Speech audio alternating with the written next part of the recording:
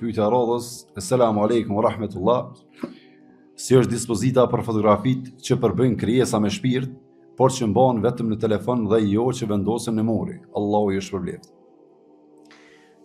Çështja e fotografive është të shfaqen të dietarë të vëndshëm, për shkak se fotografia vetë si e tillë është zbulu ma vonë. Aja që ka qenë kohën e pejgamberit sallallahu alaihi wasallam ka qenë figura të nreshna me penjë ose me diçka me dorë, jo me fotografim sikur është tash digjitale dhe fotografie klasike tjera. Dhe këtu pastaj ka lind një polemik mes dietarëve të sunetit.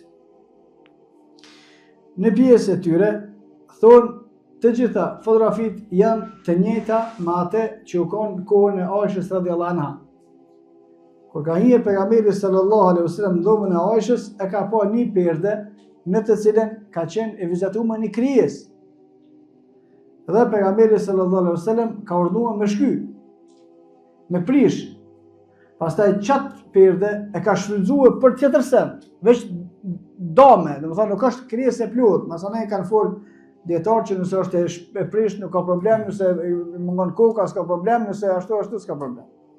Por grupi i parë i dietarëve mendojnë se fotografitë janë të njëjta me atë që u konë kohën e Aishës e marruar me dorë. Dhe thonë të gjitha janë haram. Pjesa e dytë e dietarëve thonë nuk është e njëjtë për shkak se fotografia ajo që ka qenë kohën e pejgamberit sallallahu alaihi wasallam duhet të konë fizike, e me pas marrume edhe me pas hije.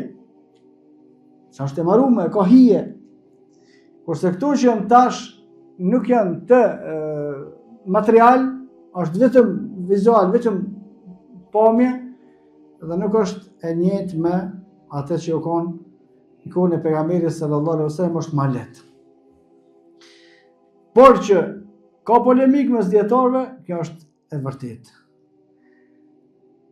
Unë personalisht mendoj se fotografitë nuk janë njëjtë me atë që u konë në dhomën e Aishës radhiyallahu anha. Por edhe më pajtuar plotësisht, me thonë kitë në rregull është, me dalë me qitë në përmuri, me dalë me i bë, as ashtu nuk duhet.